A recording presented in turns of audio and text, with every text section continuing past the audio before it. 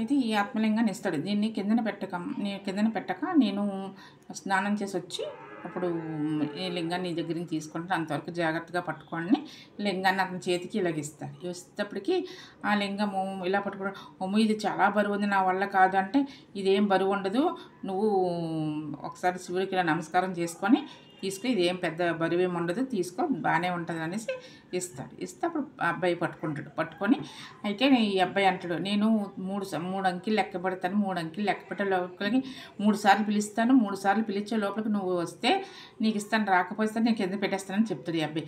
వద్దొద్దు ఆ లోపు నేను వచ్చేస్తాను, నువ్వు కింద అసలు పెట్టొద్దు అనేసి చెప్పేసి ఈ రావణుడు వెళ్తాడు. రావణుడు వెళ్ళి నదిలో మునిగి స్నానం చేసి సూర్య నమస్కారాలు చేసుకుంటప్పటికి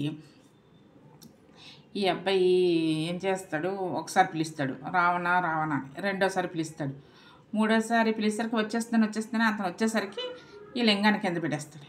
ఈ అబ్బాయి పెట్టేసరికి దగ్గరికి వస్తాడు. రావణుడు వచ్చి అయ్యయ్యో ఎంత పని చేసావు అనేసి అక్కడ ఉన్న ఒక చిన్న పుల్ల తీసుకొని ఆ అబ్బాయిని దగ్గరికి వెళ్తాడు. ఎంత పని చేసావు, ఎందుకు ఇలా చేసావు, కింద ఎందుకు పెట్టావు, పెట్టొద్దని చెప్పాను కదంటే